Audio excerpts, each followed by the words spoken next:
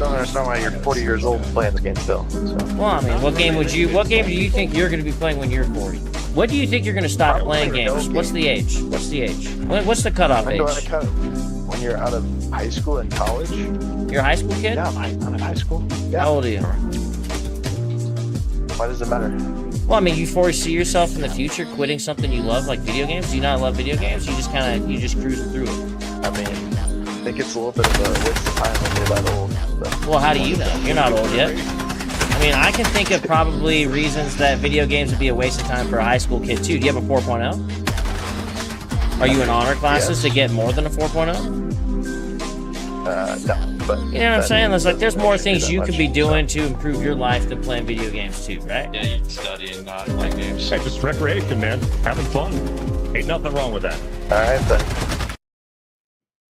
Hello, everyone, and welcome back to Honey Badger Arcade. My name is Brian. I'm here with John, the problematic white guy, and this is the Week in Culture, where we're going to be talking about the news of the week regarding our culture and hopefully the healing that will come out of spreading the truth. Like, you can't solve a medical or you can't solve a medical problem without a good diagnosis, and we're trying to give you that diagnosis. So, how you doing, John?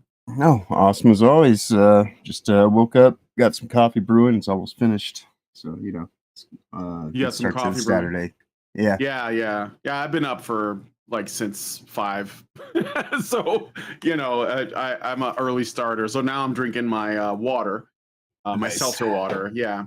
So we're going to be looking at some stories. Why don't we just jump right in? I mean, there's a lot to go over today, and some of it's going to be a little bit of a deeper dive than others. So first things first.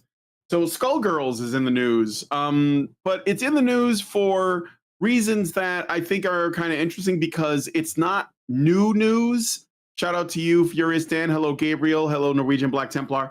I don't know if you guys remember this, but sometime ago, a while back, around 2020, when we were experiencing the Summer of Love as well as COVID Hell World, there was a tournament of a little game called Skullgirls, which is pictured here, which is basically a fighting game that was almost all the work of one man. That would be Mike. Well, he's called Mike Z, and he was the guy who does all of the artwork and animation for this game. He also worked on another game that was like a follow-up to that. It was more like an adventure or like a Metroidvania or something game that was very popular as well. And Mike Z ended up getting ousted of his own company and, fired because he got allegations thrown at him. He got Me Too'd. He got, in trouble with the cancel mob, essentially. Mm-hmm. And I want to show you all what he was canceled for. So there was a tournament. I'm going to show this screen. And here's a clip. This is shout out to smashjt.com for putting this video clip in here. And he told a joke, which you're not allowed to do in 2020, especially when it's at the expense of the late George Floyd, our saint, our savior, our Yasuke himself. Mm-hmm. So let's take a listen at the clip. This is from a tournament, and Mike Z said something he shouldn't have said. Our PVGC, she's gonna die. Yeah, that's suffocating. Is what that was. And still, Suffocating. Still. Would it be fair to say that you can't breathe? Yeah. The horror, the shock. Oh God, no! People were up. Like, the silence was deafening, and frankly, what that tells me is that this guy is unfathomably based. Because the truth is, to clutch. Yes. So his joke was obviously wrong speak, and they used it as a pretense to essentially oust him from Lab Zero Games, the studio that he founded.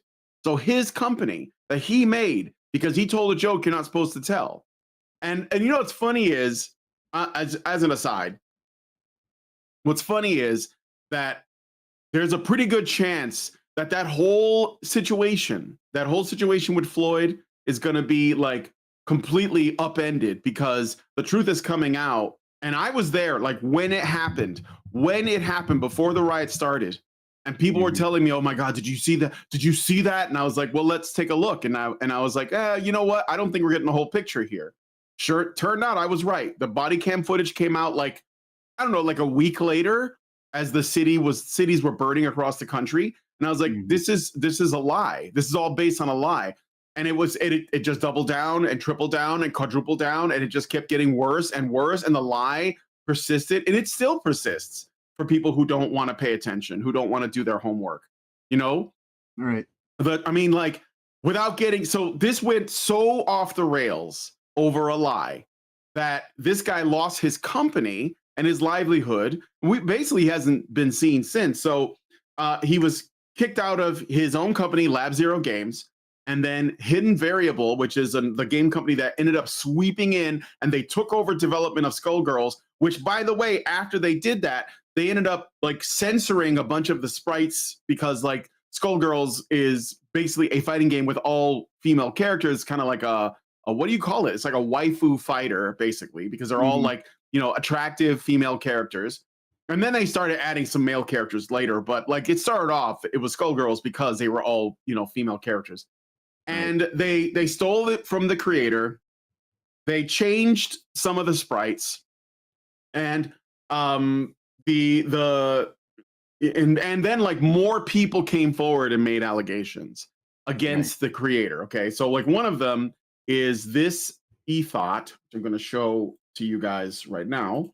A bunny, her name is Bunny Ayumi, I think, and she's like a cosplayer, you know, Ethot chick. She's one of the first ones, and of course she had like a story to tell about this Mike Z. His name is Mike Zymont.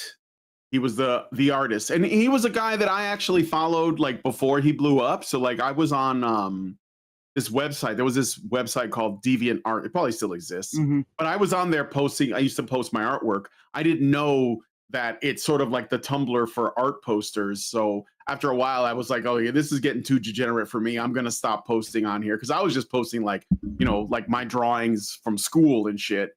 But this guy Zymon, he was, you know, his drawings were up there, and I thought his work was very good. I liked his art style a lot.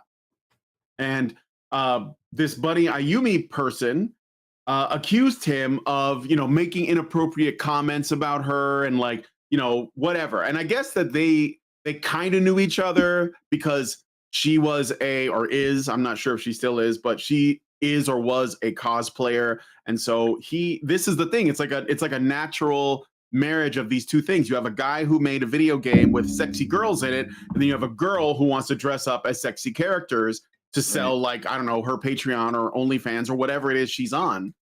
And so naturally there was you know, like I guess you could say a you know, a partnership of sorts, sort of, right? Like there was like she was able to use that to promote her own brand. But when he got thrown under the bus, I think she made a comment, I'm trying to find it, where she basically said, see if I can find the post where she said it. She basically made an allegation that, you know, like, because he came forward and apologized to her, that it somehow means that, you know, he's guilty, right? So fucking women. And yeah, so it was essentially, she used it for, you know, her own, to promote her own brand, her own platform, and raise it up. And the thing is that the thing about, I want to also point out something about this person. So she's notorious for creating drama and for being an abusive partner. She was supposedly in a relationship with another like Ethot named what the hell is her name? Like something succubus or something like that. I can't remember. It doesn't matter. But they were like, she made a brief stunt as a VTuber, ended up getting into a huge drama with multiple other VTubers, including a current one named Lena Lazar, whom she contracted for merch, which ended up falling through and put Lena thousands of dollars in debt, actually causing her to go harder into VTubing content so that she can like pay off the debt. Bunny burned a ton of bridges, and according to many people. She's a terrible person, and she also did this to Mike Z, the guy who created Skullgirls. Yeah, her name was Sue, as I think was her ex or whatever, and she is generally a toxic person that tries to cancel and bully other people. And so, this is it. The thing that I guess is interesting about this is that people who are getting into Gamergate 2 now, like Smash JT and others, are just now learning about what happened with Skullgirls. But I knew about this drama back in 2020, and even before that, because there was already people complaining about the game itself, whether women were too attractive or too objectified or whatever it was, even though it was simply that was what put this guy on the map, was the way that he illustrated his female characters. And the people who are accusing him of that are people who do this shit, which is so, okay. The reason why I want to mention this is that, first of all, it pays to be someone who's paying attention early so that you can see when these things are happening. The George Floyd thing, the COVID thing, the Me Too thing, it blindsided people like crazy. And now they're scrambling to figure out what happened, when the truth is that they fell for it back when it happened. They weren't thinking critically. They weren't asking themselves, why are we all going along with this madness right now? Right. Okay. And that's what allows this to happen. The other thing is, yes, these kinds of women are probably some of the most dangerous. It's because everybody presumes that they couldn't be a bad person because of them titties. And the truth is that that's when you really gotta be on your P's and Q's, guys. Don't fall. What is it that Belle Biv DeVoe used to say? Never trust a big butt and a smile. Indeed. I'm just saying. So anyway, this is what's happened since then. Is that there is a lawsuit. Let me just read a bit of this. So under massive pressure, Zymont was ousted from Lab Zero Games, the studio he founded. Hidden Variable then swiftly swooped in to take over Skullgirls' development, effectively seizing control of the beloved fighting game IP, stealing it from its creator. The lawsuit here is just the latest chapter in a saga full of corporate maneuvering, backstabbing, and ideological battles. Yeah, they wanted his IP ultimately. So Hidden Variable is suing Autumn Games for breach of contract. So there's a lot of people that are fighting for this IP. Let me read the full statement from Hidden Variable. As of January 21st, 2025, Hidden Variable is no longer involved in the development of Skullgirls Mobile, because there's a mobile version of the game coming out, Second Encore, or other Skullgirls IP-related efforts due to a dispute with Autumn Games, which is now the subject of litigation filed in the Los Angeles County Superior Court. In light of that, we hope you understand that beyond this statement, we will not be commenting further until this dispute is resolved. All of us at HVS are incredibly proud of the 10 plus years we've invested in Skullgirls in all its forms. Remember, these are the people who stole it from the original creator, including creating and supporting a Skullgirls mobile, bringing new characters and platforms to Skullgirls Second Encore, supporting the competitive community via the Skullgirls Championship Series, and helping fans new and old fall in love with the IP through the Skullgirls webtoon and countless other partnerships. Most of all, we are grateful to have been able to celebrate and support the incomparable Skullgirls community, many of whom we've been fortunate to meet in person over the years at various events. Thank you for everything. You deserve nothing but the best.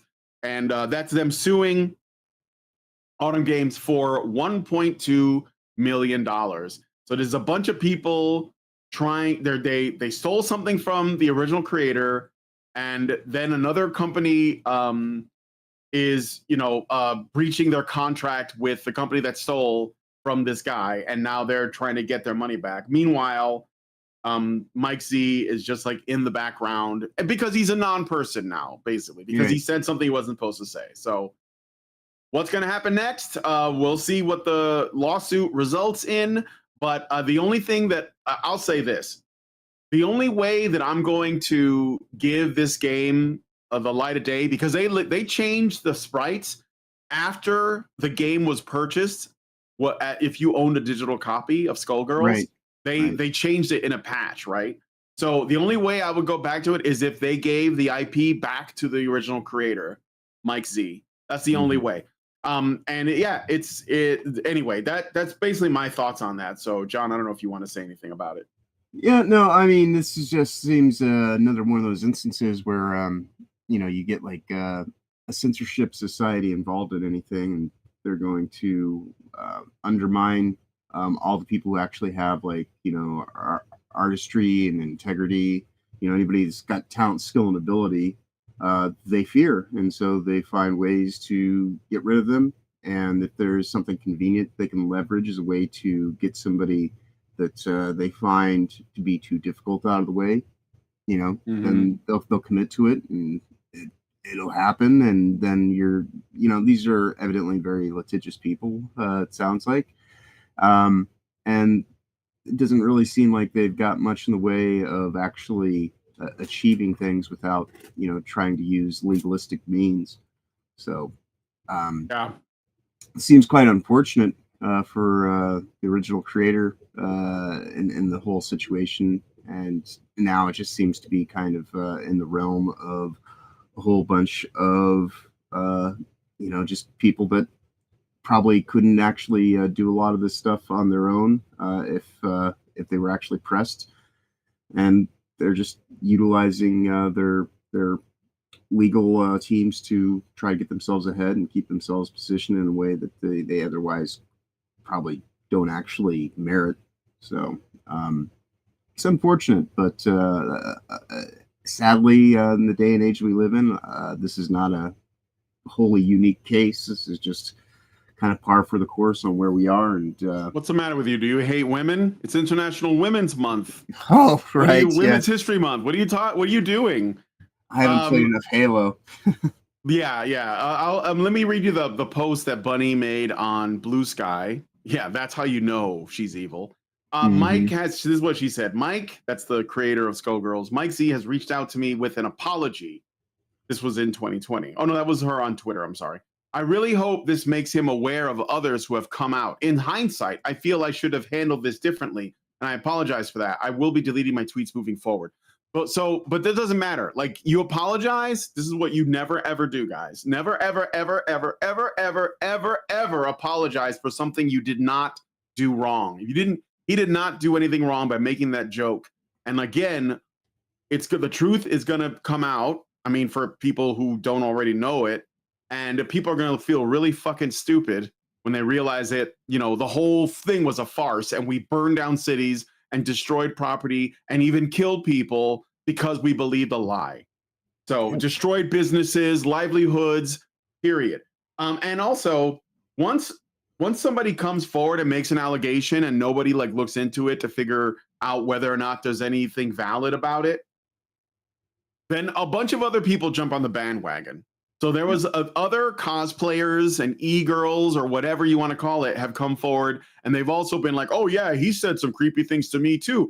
And it turns into this big dog pile, and nobody investigates, nobody confirms, and it just further damages people's reputation based on zero evidence. So again, just don't do it. We have to stop listening when crazy women make claims online, because they're doing it to see how much influence they can have. That's all it is. They just like to see that their words have consequences to other people.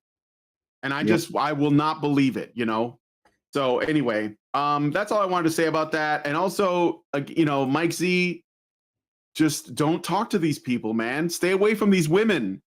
They will destroy your life. You just play it safe.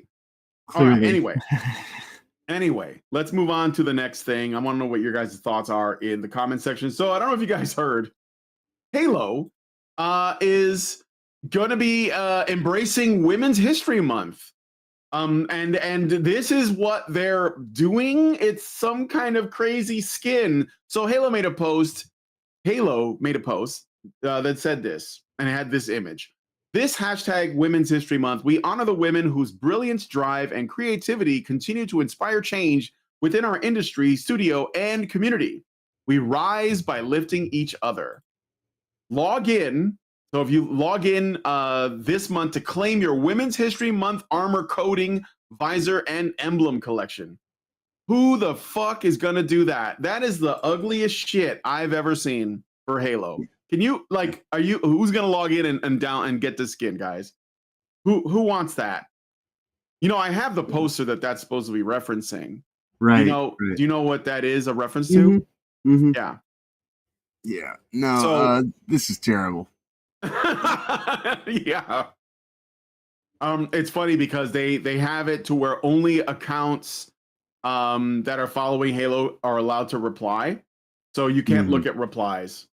Right. But yeah. So yeah, Halo Studios, formerly 304, is it's just still 304. You mean 343? But I know 343. Sorry, yeah. Sorry, someone wrote 304 in the chat. No, 343, but it is 304. Yeah, but 34. Yeah, right. But yeah, like Halo Studios is, you know, I was never a big fan of Halo, and the more time that goes by, and especially now that it too is owned by a company that is driven by political ideologies and, you know, quite frankly, like, you know, Me Too society types and things like that, and like, you know, like people that just want to be quick to just assume, you know, everything has to be politically correct. Like I grow happier and happier with each day that I never got involved in this, because I know so many people that are just kind of like, you know, lamenting what has happened to Halo. And for me, thankfully, I never gave a shit to begin with. So I can just kind of laugh about it and not even like, you know, have like a tinge of kind of like, you know, sadness. But this is fucking terrible. Like the Kwanzaa gear was something else for February. Wow, this doesn't even make sense, you know. Like, I mean, the Kwanzaa stuff was terrible too, but this is just God. like, oh god, you're right. I mean, like, it's just like they keep getting more and more cringe inducing with every single one of their stupid fucking, you know, I don't know, their happy joy feel good society DLCs and updates they put out. This is terrible. Yeah, and here's the thing that's an interesting bit of trivia, because it seems like we have a problem with understanding history. So the Rosie the Riveter, which is what people call the poster that inspired this skin. Well, first of all, it's not Rosie the Riveter. So the We Can Do It poster with the girl that's like doing this, people call her Rosie the Riveter, but it's not. It's just it is just a woman. So the We Can Do It poster was created in 1943 by J. Howard Miller, a graphic artist hired by the Westinghouse Electric Company. It was a series of morale-boosting posters for Westinghouse factories commissioned through the War Production Board to support the war effort. There is nothing feminist about this poster. It's just been co-opted by feminists. It's literally women working in the factories to support the men fighting in World War II. And the actual Rosie the Riveter poster is actually a painting done by Norman Rockwell for, I believe it was New York Magazine or the New Yorker. And it's a different image. It's Saturday, it's actually Saturday Evening Post, depicting a muscular Rosie with a rivet gun cemented the archetype. So it's based drawing from Michelangelo's Isaiah for the pose. So a different image altogether. I can like find it and show it to you guys if you want to see it. But the Norman Rockwell poster of the time is actually what's called Rosie the Riveter, or at least was. But we all now associate it with the We Can Do It poster by the Westinghouse, or J. Howard Miller for the Westinghouse Electric Company. So why am I saying all of this? Well, what I'm saying is symbolically, it's been co-opted by the feminist movement to represent women as a, I don't know, like an icon of empowerment or liberation. But what it literally is women in service to men for the war effort, which was considered an admirable and honorable thing too at the time. But like none of these women who would promote that would actually do that. Like if for whatever reason we ended up in a situation where we needed women working in the factories to make ammunition for the men fighting overseas, in some like foreign war, they wouldn't want to do it. I mean, like, you know what I'm saying? So it's just interesting because I think that the We Can Do It poster is unfairly associated with feminism. It is just not. It is like probably super duper conservative, in fact, because of when it was made and what it was made for. So, next time they use it, just have a chuckle because it is silly. Anyway. John, are you okay? John, can you hear me? I can hear him moving around, but I don't think he can hear me. He might just have some issues with his audio. Cats, So let me see. So Halo is obviously cooked, and we knew that. But I just thought it was funny. And I think that having some mic issues. Give me a second. Were you able to hear me or? Okay. All right. Anyway, I'll wait until he gets back on, and we'll when he's able to talk and see if he has anything to add. Hopefully, he heard me. But I saw the Bobs. Where are Bobs and Vagine? Bunny Ayumi. She's a hoe. I would stay away. She's very toxic and dangerous and narcissistic. So. I mean, anybody who takes like enough pictures of themselves and posts them online, that's probably a red flag. Like you should probably be concerned about what their personality is. And I know that's hard because we're men and we like what we see, but just be careful. That shit's like it's a trap, to quote Admiral Akbar. Okay, anyway, so Gabriel Phelan Lucas says, F for Halo, gone but not forgotten, where it's so easy, Arbiter, Keith David. They look like they have panties wrapped around their heads. They're supposed to be bandanas.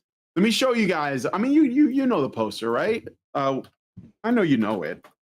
While we're waiting for John to get his stuff together.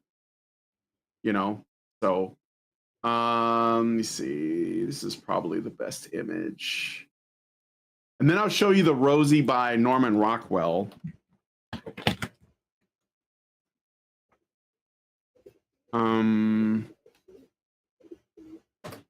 Well, Rockwell, there we go. And yes, this is the Rockwell one. Okay. So this is the We Can Do It poster with Rosie the Riveter. And I actually have this poster. I have it framed on my wall here. Because I know that it isn't actually a feminist poster. It's actually more of a aspirational, thing for women. And then this is Norman Rockwell's poster, which is the one that is actually the Rosie the Riveter. So, and again, I like, do these people even know this, or do they just like the vibes because this one is so well known? They just kind of like make it their own, and they try to co-opt it because these people can't create anything. So this is like the reason for that. Anyway, so I wanted to show you all that so you guys can see, because I'm pretty decent on the art history. And it's very important to me. You guys probably saw the show I did yesterday with Baby and Liberty, where we had a little bit of a talk. One of the things I wanted to tell him, by the way, while I'm waiting for John to like figure out his situation, one of the things that I meant to bring up, but it was just getting too late and the show was going long, so I just didn't want to drag things out, was that ultimately I think one thing that I really think we need is to re-enchant the world. Are you back? I think so, kind of. Yeah, can you hear me? At least enough to hear. Like, yeah, my grounding, I got like a grounding switch that's fucking up, but at least having it so I can at least hear in one speaker. So So. Oh, I see. So I'm coming out of one speaker. Yeah, well, Okay. one of my headphones, but at least I can hear something, so I can have a Yeah. conversation at least. All right. Well, did you want to say anything about that that Halo Rosie the Riveter thing? I mean, I know that you already said something about the Halo skin, but I just did a little history lesson on Rosie the Right. Riveter, and I don't know if you wanted to say anything about that, but No, I mean, it's much like you were saying. These are just people that are just looking for something that they can lean to justify a pre-existing position that they already had and their bias. So I mean, like, it's not anything new that they're going to co-opt things and try to use anything to their advantage. They can sit here and try to reinterpret as time goes by. So, I mean, that's kind of like the whole nature of even the stupid feel-good society that we're living in right now. Like, it's like, oh, well, you can just go ahead and, like, change the past, and it doesn't really matter. You can just kind of, like, if you get people to go along with lies, then everything is up for grabs, and the entire past, present, or future is whatever you determine it to be, because you're the person who basically has the the power of editing. And if you want to censor certain aspects of history, if you want to invent new concepts and things like that to try to project onto it, that's perfectly fine, as long as it meets the ends of your ultimate desires. And so I think this is just like another example of that, on why it's important not to let these corporations have as much sway over you as they try to, and try to lead you by emotional kind of triggers and things like that. Yep. Well, let us know what you guys think about that in the comments. I look forward to seeing your thoughts. So we're going to move on to the next thing. Just another short one before we get into the meatier topics. Apparently, Assassin's Creed Shadows creative director says Ubisoft devs are, quote, trying to listen to Japanese fans, end quote, and assures that they're open to, and this is really important, quote, good and warranted criticism, end quote. So they're panicking. That's what this means. They're panicking that the game is not going to sell well, but they're still so ideologically possessed that they're saying we'll listen to criticism as long as it's good and warranted, which means they're not going to listen to actual criticism, because you can't, like, they're basically trying to frame it before they receive the criticism. So this means that like I said, this product is in real danger. So just go get Yasuke Simulator. It's better than Dustborn, Concord, and Assassin's Creed Shadows all put together. Indeed. So okay. So anyway, do you have any thoughts on this? I just think it's funny. So. Right. Well, I mean, it's this is no different than finding a focus group, to they did this thing for Witcher 3 a couple of months back in Boston. They wanted to look for specific people to give them criticism, and that's all this is just like, you're allowed to have opinions as long as your opinions fall in line with the opinions that we want you to have. So that's not what legitimate criticism is. And when people are telling you things that you don't want to hear, but it's stuff that's actually, legitimate, that in and of itself is good and warranted, you just don't like it. So this is just more of the thing that I was just mentioning, like these people that, they have a pre-existing bias, and all they want is things to affirm it. Like they're perfectly happy living lies, and you can either go along with the delusion and the deception, or you're going to be seen as more of the problem. Yep. Norwegian says Yasuke Simulator will be met with more positivity in Japan than Assassin's Creed. It's fine. Like, Japan's making, they're doing really well. Like Monster Hunter Wilds is like selling like hotcakes, despite the issues. And I mean, like I've been saying for a while, the West is going to have to step it up, and there's no excuses. So, and Ubisoft is like, they're heading in the same direction as Warner Brothers, which is like straight to the toilet. Yeah. And yeah, I don't know. I mean, I guess there was like a Far Cry. So Ubisoft made Far Cry, right? And I didn't really get into the Far Cry series, but I heard a lot of good things about some of the games. It kind of runs hot and cold. The one game I do have on Far Cry from the Far Cry franchise is it's like the 80s futuristic one. It's like something Blood Dragon. Blood What was Dragon. it? What'd you say? Blood Dragon. Yeah, Blood Dragon. Yeah, Blood Dragon is awesome. Like I was laughing my ass off when I played it. I thought it was a lot of fun. But apparently they were going to do some kind of extraction shooter and it got canceled. I think that it's probably the funding. And and I guess Far Cry 6, which was the last Far Cry, was not well received, or at least it was like middling compared to some of the previous ones. I don't know much about it. Maybe you guys know. If you've played the Far Cry games, let me know. Like, if you were to rank them, which one do you think is the best? I hear good things about 3, and for whatever reason, it seems like they fell off in a number of different ways. So if the Far Cry franchise is in danger, the Assassin's Creed franchise is in danger. I think Ubisoft has what else do they have? Prince of Persia. That they haven't done much with that. I think there was like one game a couple of years ago. So yeah, I'm sorry guys, but you fucked up. Like you got the wrong people working your company, and you can't make us spend money. So we don't live under under those rules yet. But anyway. Yeah, no, there was some woke washing to Far Cry, as I understand, in the most recent games. I remember was it called Youngblood or something?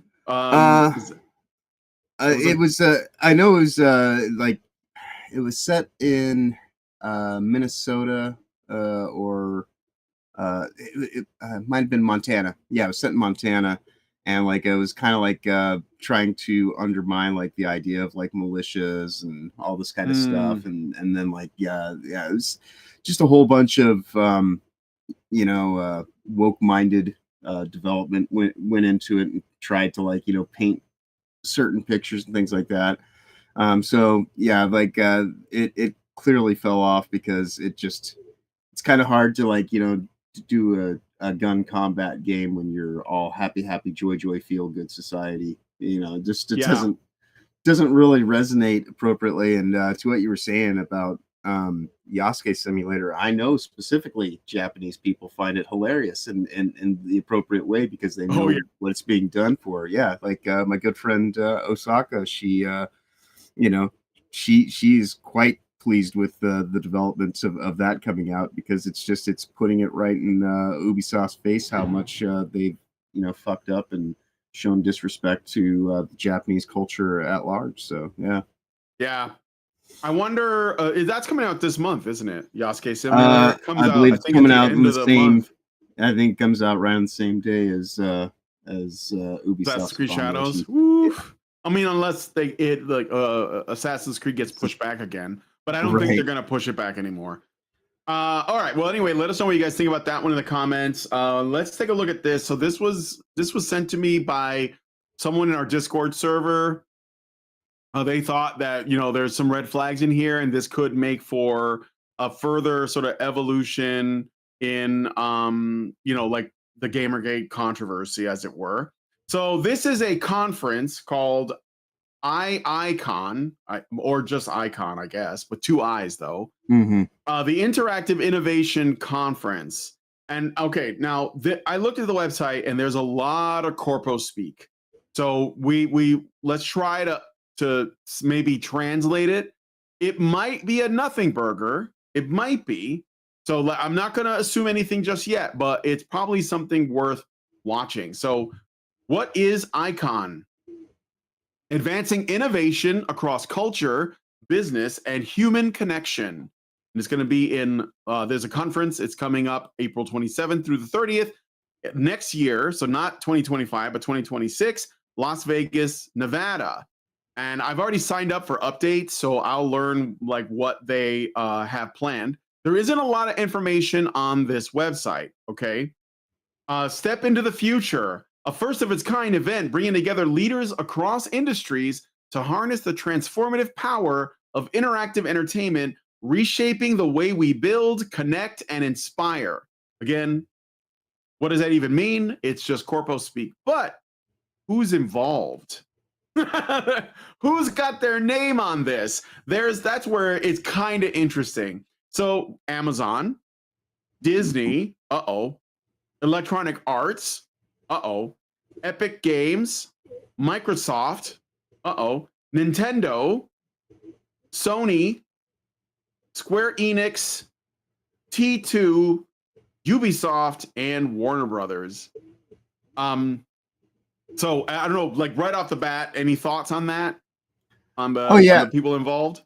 Yeah, like the ESA is ultimately who's behind this, which is the Electronics Software Association. I used to be a member of it back when I was in art school. They kind of like, pressured everybody, like you had to join it. And I was technically a member for like about a year or so until like you had to go and get re-upped. And since I didn't have to do it for an assignment again, I was completely out of it. Because the ESA, they like to say that they're the people who saved the industry from being regulated by the government and things like that. Like they're ultimately like they helped create the ESRB rating system, things like that. So they've always been highly suspect and fairly corrupt in their structure and things like that. So this being what has become of them in recent years, can't say that's all that surprising, to be quite honest. And I imagine that since this is still a ways very off, early, over a year off, that the closer we get to it, the more we'll probably find like the things like we were bringing up last week in connection with GDC, because it's the same type of people that are going to be associated with putting together an event like this. Yeah, and there's a little bit more. This is the CEO of the Entertainment Software Association, Stanley Pierre Lewis, and he says, for decades, video games have been at the forefront of technological and cultural innovation. With Iicon, we are creating a space for visionaries across industries to come together, connect, and reimagine what's possible through interactive entertainment. Now, I think that one thing is for certain is that this sort of cements what I've been saying about how the gaming industry is trying really hard, or at least a lot of people in the gaming industry are trying really, really hard to make gaming into the new Hollywood. And there is, we should be like, let's say, mindful of that, okay? Because like that there is some good, but there's a lot of potential bad that comes with that. And one thing for certain, I mean, you already see the ways that it's happening in small ways, like award shows, for example, for games are basically turning into the Oscars, with all of the, the elitism and the pompousness and the cringe that comes with that. So, but it still at least doesn't affect our products. And games are not like movies. They cost more, and there's an expectation of interactivity that you don't get with a film. So, but I do think that they are trying to make this is like the new frontier to control this medium. Like, when Hollywood, when the film industry, I'll put it that way, because it's this Hollywood is, it sounds a little too localized, like it's just the United States, but like the film industry broadly, in Europe, in the UK, whatever. It was always in control of the narrative because it was like a small group of people that all knew each other. They all went to the same parties, and they all like sort of, they exchanged secrets or whatever, and then they pretended to compete for awards. But they were all like hanging out. They were all going to the same parties, the same clubs, and all that. And because of that, they all had the same, very similar vision. Some people went against the grain, but most of them were pretty much in lockstep. And so when we got our media from them, it was all coming from the same perspective almost all the time. And I think that this gave them control over the culture. That's why we call it pop culture, because it's popular culture, but it's not organically popular. It's manufactured in a way. you know? And once people start thinking for themselves, then they start drawing lines. They start creating boundaries for themselves in terms of like what they consider, you know, a good value versus a not so good value. When video games first hit the scene, they were so small in terms of like what you could do with them that people in the film industry and other media, you know, organizations didn't pay them any never mind, because it was like, well, Space Invaders, there's almost no plot. So I don't care. I don't think it's going to have any effect on anything. But over time, as games got more and more advanced, then they were able to tell stories that were more and more impactful. And they could see that it wasn't just the domain of like a niche group of people that like to play them. It became a mainstream phenomenon. And now it became so big that there was too many people with too many different viewpoints making video game stories. And now these people are hustling to get in on that. I mean, why is Warner Brothers trying to get involved with video games? You know, why is Sony trying to get involved with video game creation? Like they were studios that made films, right? Like some companies like Nintendo are just game companies.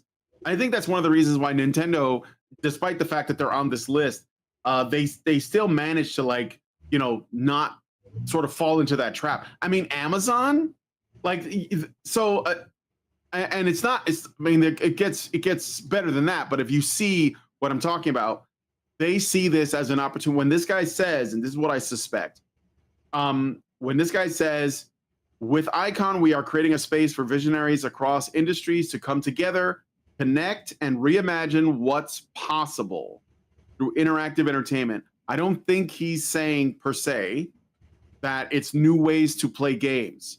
I think that it might be more along the lines of it's a new way to tell stories. Mm-hmm. So, and I think that that's what, like, it's basically like, I think that there are people, you know, invested in telling their stories, or a certain types of stories that they want us to consume. And the problem is that there's too much, like it's too open. There's not enough controls, right? There's not enough bottlenecking that anybody can make a game, you know, and that's a problem. Like this has already happened in literature. If you write a book, you know, the New York Times decides whether or not you get exposure. Amazon decides whether or not you get exposure, because they sell books on Amazon, and they're the ones that essentially decide what is acceptable and what is not.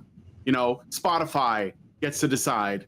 Audible. When you make a show or a film, the studios are the ones that give you the funding for it. They're the ones that decide whether it gets made. If you write a script, right? If you make music, I mean, you can put it out on the internet, but you're not going to get the same exposure if, you know, a big record label doesn't take you on, and they decide what gets through and what doesn't.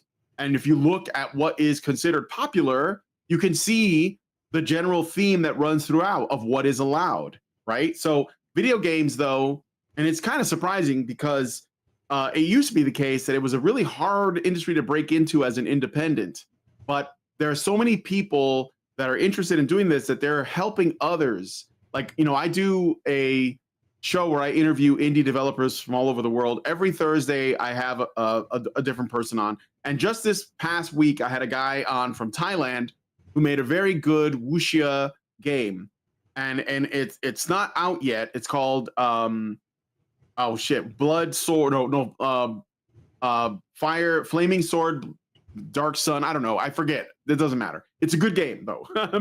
Burning Sword, Red Sun. Okay.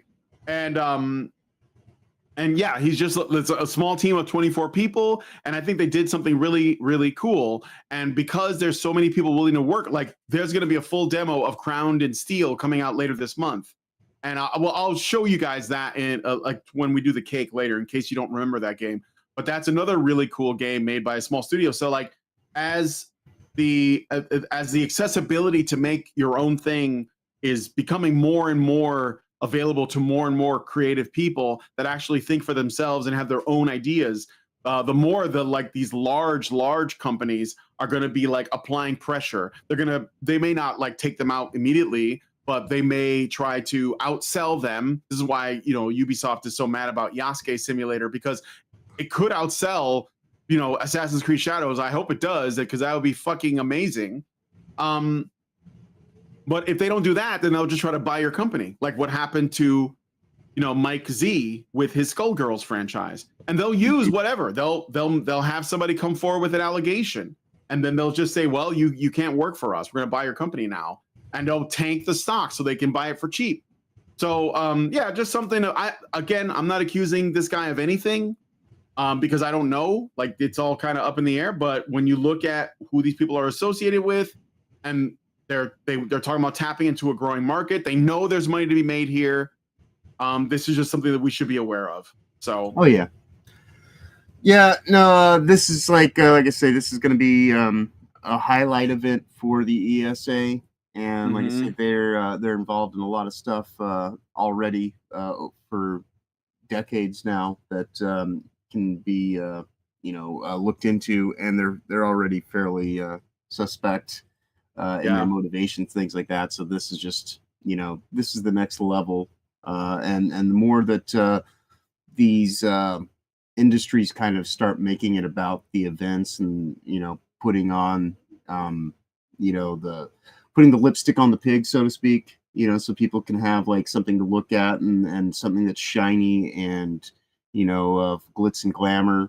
That's what these things are kind of done for, is so that they can go and make you see something that's not actually there. This is part of the illusion. This is the magic. And we got into that very deep last week with how GDC, its crown jewel of an event that they do in March every year is not the only thing they do throughout the year. They have those events worldwide, but they go and they put a spin on it and a face on it that, oh, this is just about teaching people how to get into the industry, and all this high-minded kind of positive outlook kind of crap that is masking a whole bunch of connections to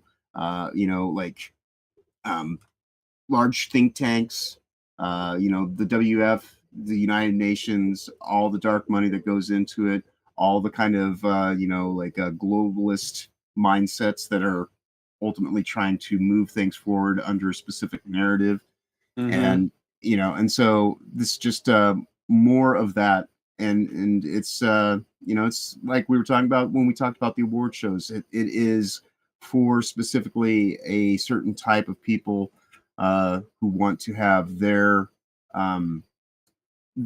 ideals and everything that they want to be affirmed, to just have another venue to go and try to reinforce it and put. They want their values adopted by the consumer. They want their values adopted by the consumer. Yep. Yeah, for sure.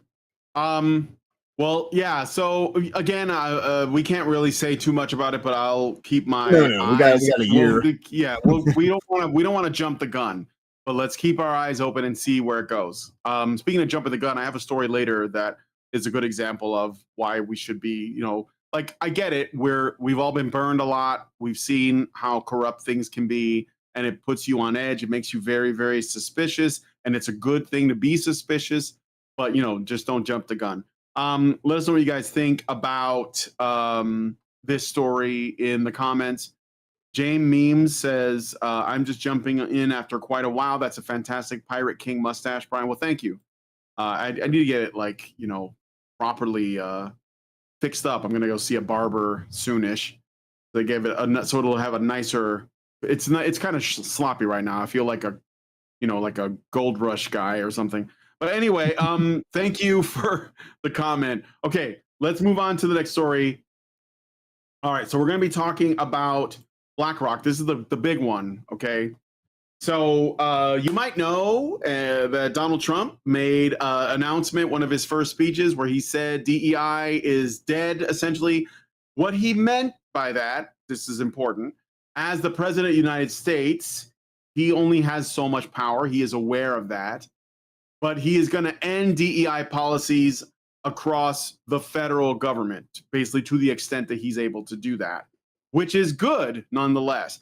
But it did shake the world with that announcement, that statement. And a lot of people have responded to that in negative and positive ways. One of the things that it did have is a downstream effect of, at the very least, companies like BlackRock, corporations like BlackRock, saying that they're going to change things. Now, are they changing things? That's the question. All right. So BlackRock's senior leadership sent a company-wide email on Friday morning explaining its shift away from diversity, equity, and inclusion policies it previously advocated for as corporations across the country continue to drop DEI. It discusses the actual content of the email. So this is what they said in the statement. Okay. We are committed to creating a culture that welcomes diverse people and perspectives to foster creative solutions and avoid groupthink. These values have been fundamental to our One BlackRock culture since our founding 37 years ago.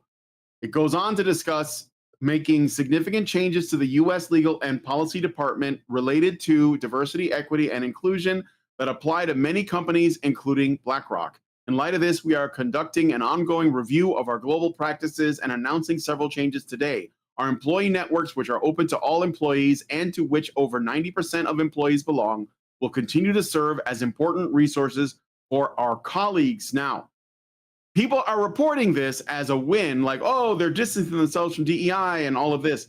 But that is clearly not what's going on, because all of the people that were brought on board for the purposes of these DEI initiatives were just taken and put into various different departments. So they just took the same people, and then they just, like the cultists, and they put them in different departments throughout the company. They just don't have a section called DEI or a department called DEI anymore. Right. But like, you're not going to get rid of this stuff just because you elected a new president who had something to say about it, because that would be like them converting, like having a come to Jesus moment, which obviously they're not doing. So instead, what they're doing is what we have been saying here for a long time. They're just going to rebrand it, and they're going to just put it, continue to do what they're doing. So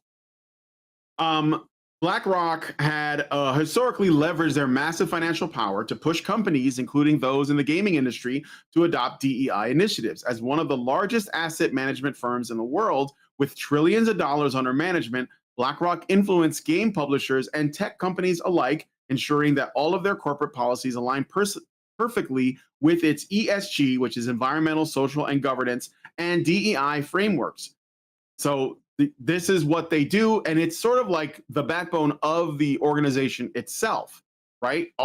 Several gaming giants like EA, Ubisoft, and Sony publicly embrace DEI policies, so that's not going to go away. And it's also worth pointing out that there have been multiple ways that this has been rebranded. DEI has been called Bridge. It's been called Jedi. And before it was even DEI, it was just called something like affirmative action, or if you want to go back further, you can just call it feminism. Right. But the thing is that that's not going away. Okay. So one thing I looked at is, actually, first of all, I want to get your thoughts on this before I get the connected, because I want to look at the Bridge social impact thing. But go ahead and say what you want to say about this initial story.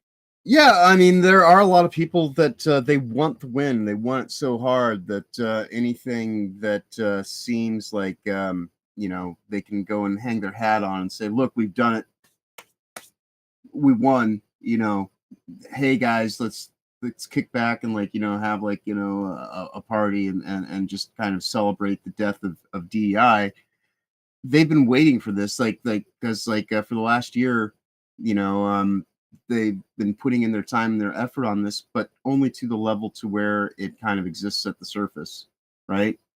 It's a situation where there's a lot of people, and this is why I brought the stuff about GDC last week, is there seems to be a large contingent of people that we would even associate with here in the YouTube space, that they only want to react to things. They don't want to actually dig in deeper and do the research and actually find out about the stuff and really try to do anything meaningful. They just ultimately they want, and they don't want to actually like put an end to this. They want to be personalities on YouTube. They want to be people that just kind of like, you know, comment on things and get rewarded for it. And, you know, I understand like, you know, like it's good to get support from your audience, things like that. But some of these people, when you go and try to like actually lead them in the direction of doing the good work, that's a little bit more difficult. They just, you know, they find a way of kind of forgetting that you even exist. And so that's kind of the situation that we find ourselves in right now, is a lot of people would much rather appear to be doing good than actually, you know, putting in the effort and the time to actually do the good work that's necessary to get to that next step. Because like, you know, like we've merely kind of pointed to what the actual situations are at this point in time. That was part of me, like, you know, saying, hey, we should talk about GDC last week. And I not only talked about it here with you, but I took it to people, you know, that I work with on Reality Base with Ryan Roger Thay, and of course on Will of the Fans channel, and he's been doing some coverage on it, because ultimately that's what it's going to take, is us actually taking the time to investigate into this stuff and see how this is more of an augmentation of the conditions that we were already dealing with, and how it's adapting. And if it's going to adapt to try to confuse us, or just you know, placate us and beguile us and make us feel as though like, you know, like we've somehow achieved this great thing, then it's going to be able to continue to do even more damage in even more areas, because now it's more insidiously kind of entrenched in different areas. And so it was in some ways, you know, like they'd gotten so comfortable that they just became overt in their actions, and it was easy to kind of to spot and point out once it became this overtly known DEI department, you know. But what they've basically learned is they overplayed their hand, they overreached, and so they're just like, all right, well, let's take it a few notches back. We'll make this covert stuff, and we'll put it, you know, behind these other groups, and like we'll put it under these new headings, and we'll just change the language to change the culture, which is what they were already doing in the first place. This is no different than like, you know, when COVID Hell World, like genetic modification of, you know, of pathogens. That's not supposed to be something that you're supposed to be doing to begin with. And they're so like, oh, we'll just call it gain of function research, and that makes it all of a sudden okay. And so that's really what we're seeing here, is that they are adapting to still meet their own ends. There's you know, an entire industry built around DEI. It's $1 billion industry. And so people think that it's just something that's going to fold on itself because of some, you know, people on the internet pointing at it and laughing and kind of, you know, trying to show everybody how ludicrous and stupid it is. Then, you know, unfortunately, like if you think it's that easy to beat this thing, then they have every reason to, you know, undermine you and, you know, like make you fall in line through your own complicit ignorance, because that's what it is. You're just being a useful idiot at that point in time. If they can go and do a simple parlor trick and say, oh, you've beaten me, and play dead, and you're like, ah, you know, then yeah. And so like to our contemporaries, you know, they may not like to hear me say it, but it's like, do better, you know, like in terms of actually understanding the nature of your enemy. You have to show them legitimate respect, in the sense that these people aren't stupid. You know, they play upon, you know, the sensibilities of the ignorant, but the people that are actually behind it, you know, they are well insulated, they are well funded, they have a lot of infrastructures in place, so they're not just going to fold on any of this shit. And if you think that that's what we've done, is made them, you know, tuck tail and run, then, you know, you're only understanding what you want to, and you just want to live in a comfortably numb bubble of, you know, like your own influence and your own comfort. So, you know, we this is not going to be a comfortable battle. We have only just gained some ground, and so like the war that we're going through is far from over. And so now we actually have to, you know, really focus on what it is that we're doing, and actually try to expose these bozos and these clowns before we just become reactionary to the stuff that they're going to continue to do. And that's why we're doing what we're doing now, by actually shining a light on a lot of this stuff. Yeah, well, I mean, and I think we should keep doing it.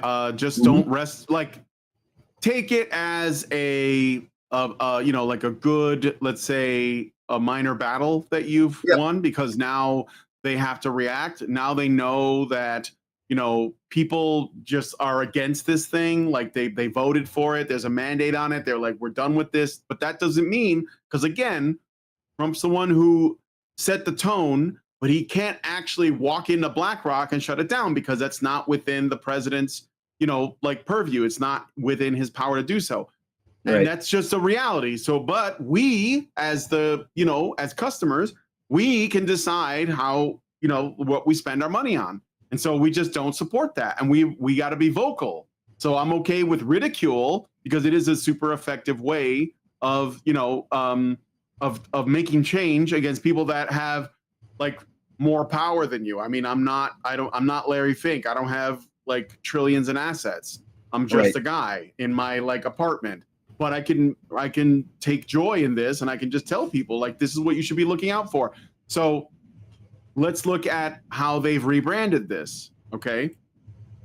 Somebody in the chat says you have to actually shut down feminism. Can you tell me how exactly we're going to do that? Right. Yeah. Tell me how we're going to do that, because it seems to be like you're focused on saying this is what you have to do. And I'd like to know, because, you know, if you gave me like the silver bullet and I could just kill feminism, I would do it right now. Tell me how to do it. Right. Okay. Anyway, so let's look at this.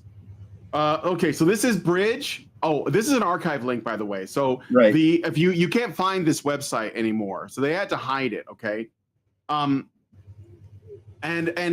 by the way, this is Bridge, but this is a different Bridge. There's actually another website about Bridge that it's a slightly different acronym. So this is not just like not the Bridge that I reported on a while back, but this is like a new or newer version. This is Bridge 2.0. They actually were also involved with the other Bridge, the one that the actual acronym comes from, which you can also find through the archive site. It's one of the earlier iterations. Because like this logo, you can't even find this logo on the internet anymore. So like when I made the thumbnail for today, I actually had to pull this image. I took a screenshot from this website, and then like did some you know, some Photoshop magic to make the thumbnail for today actually come to existence. Yeah. So yeah, they're doing everything they can to make this inaccessible, and you know, act as, because there's even a YouTube link here that now directs to a private video that you can't even watch anymore, because I was going to try to see if I get something from that. And there's actually a Bridge 2.0 and a Bridge 1.0. So this is like been through a few switches. Here's the video. You can't actually watch it. Yeah. But we'll read this. So what is Bridge? Bridge stands for the Benchmarking Results in Inclusion, Diversity, and Global Equity. It is an institutional survey that explores diversity, equity, inclusion, and accessibility metrics, structures, and practices at the organizational level across U.S. registered organizations in the international development and humanitarian sector. Bridge has become a widely utilized tool by international development organizations dedicated to using evidence to advance DEI goals within their organizations and at the sectoral level. The data from Bridge serves as a tool for our community to benchmark their organizational practices with evidence and make progress individually and as a sector on equity and inclusion goals. Holy shit, the word salad. So yeah. But I mean, untangling this simply means that it's a tool to measure how progressive your organization is, or how feminist it is, if you insist that I use that word, because otherwise, like, it doesn't die, I guess. The data from Bridge serves as, so it's because these people hold the purse strings. If you have a company that gets the attention of these organizations, they basically say, well, how are you, in order for me to give you any funding, you have to prove to me that your organization or your company is sufficiently progressive or woke or feminist, right? And if you don't do that, then you're not going to get the money. So this revenue funding models. Yes, that's what they're doing. And these are the metrics. And of course, because most people are normies and they're not red-pilled on this stuff, they simply presume, oh, well, you know, yeah, I like women, like I care about women. Sure, you know, I'll do whatever, right? So it works really effectively because it essentially it relies on getting us to give like something that it assumes we wouldn't otherwise. So, you have to appeal to the thing that you claim does not exist, which is that men don't hate women. Like you have to appeal to that. So, and then you get your money and nobody notices that like what just happened. So why was it developed? Oh, yes, this sentence right here. Yeah. For many organizations in the United States, attention to DEI increased exponentially after the murder of George Floyd in the summer of 2020 and the massive racial justice mobilization that followed. In response, many organizations in the international development sector searched to find documented efforts at the sectoral level on the extent of the industry's DEI challenges. What they found, however, was a startling gap in publicly available sector-wide data on workforce composition. While a number of strategic actions are needed to meaningfully address the legacy of various inequities in our sector and the organizations within it, establishing baseline evidence is among the first steps needed. Having this data will enable individual and collective action. Organizations will be able to compare their own data to the industry benchmark, which of course they decide arbitrarily, and identify areas where they need to focus their efforts. At the sectoral level, the data could point to gaps where joint action is required to achieve meaningful and lasting change. The data will also provide a basis for mutual accountability and ultimately contribute to changing the sector for the better. Further, Bridge 2.0 and future iterations will provide time series trends of DEI metrics, distill what is and is not working, and serve a real-time guide to advance DEI within organizations. Yeah, you know what's not working? The term What? DEI. And so they changed that. But everything else, yeah, it still works. They still have all their, back channel revenue funding systems in place. So we're going to keep those. We'll just get rid of the brand because the branding has proven to be too troublesome. But it is strange to me too, like how much the world has been affected by the death of a fucking crackhead. Of a fentanyl addicted criminal. And, Right. But you know what? I will say this though. I don't think that they're saying that it's the murder of George Floyd, but I think that they were just waiting for I think there was it was like a stochastic incident. Like we had everybody locked down. We were allowing, we were creating the environment for something like this to happen. And then you just had to wait, and inevitably it was going to. So if it wasn't him, it would have been something else. Oh yeah, this is the razzle dazzle bullshit. That they're and then they say, "Oh on, look, injustice. Let's get activated." Yeah. So and this is just like the inciting incident that worked, and so that's what they're doing. And it doesn't matter what the truth is. So the silver bullet is not using secretaries and calling it feminism because that's what it is. You're aware of that, but most people think DEI is just DEI and not feminism.